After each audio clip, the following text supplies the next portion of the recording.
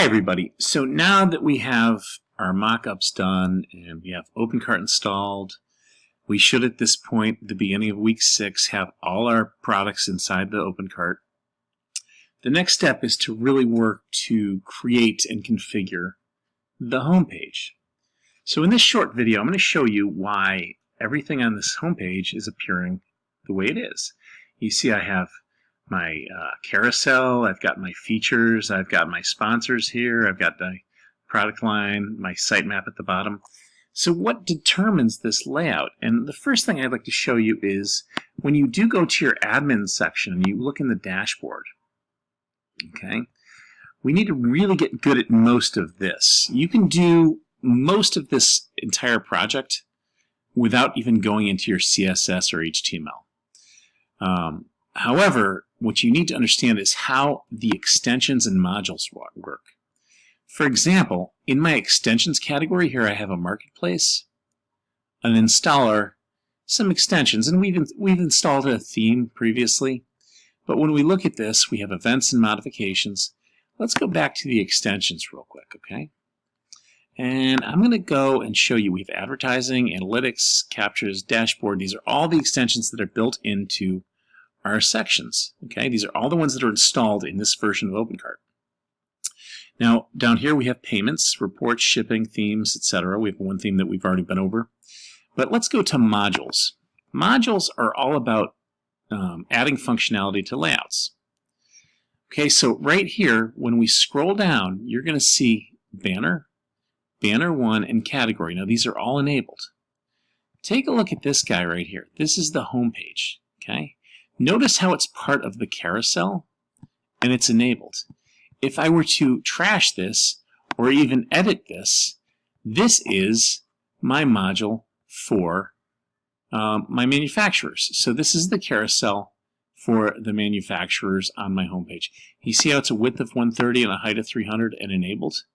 That's because in my manufacturers section down here we have our height and widths designated. Okay? So that's one carousel. Now we have another carousel here. So inside our, let me go back to my admin, the carousel section here. That's just one extension that happens to be added to the home page. So what other things are on the home page? Well, take a look at this. We have featured, okay? And we have, it's enabled. So that's my feature section. So we can click on this, and this tells me what's featured in this one section. And you see MacBook, iPhone, Apple Cinema 30 inches, Canon. It's best in this situation to work with what OpenCart allows you to do. And what you need to do is basically go in and add these products. So you see I have the minus here, and I can add more just by auto-populating my section. So there's Apple Cinema 3, you see there's HP, I can add that as well, and you see it adds to the bottom, okay? And I can click minus and it will go away. Right now we're limiting it to 4, and we have our height and width and status enabled. And that's our feature module. Our feature module just has 4 products, okay? And the heights and widths are in there. So the templates are generally built in a nice functional way where you don't have to do as much work as you may have thought. Now you probably saw in the mock-ups that most of my feedback via screencast dealt with the idea of coding toward the OpenCart functionality. Okay, this is really about selling things. The design, the less experimental designs I saw in the mock-ups are going to be more successful as far as getting these things functional. Okay, now so let's go back to our extensions again, and we'll look at other things that have the home page on them. And you'll see this, the slideshow. Okay, the slideshow is the top part, and I can go ahead and click edit, and this is our slideshow right here. And I can, change it to manufacturers, HP, etc., etc. But it's best to go with what this is for this theme. Okay, don't deviate. Don't start from scratch. Allow the toys that OpenCart creates for you to guide your system. Okay. So inside these, all I have to do is remove these things and add other extensions to go with it. But I would argue don't start with the extensions and find extensions that fit your mockup, and then add them.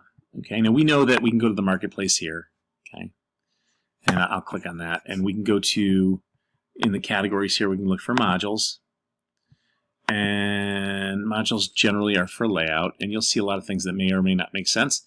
But if you're going off the mockup, you can find those inside these sections. Like, for example, the search functionality. Right here, one of the limitations of OpenCart is its search functionality. I can do iPhone like this, hit the magnifying glass, and there's my search results page.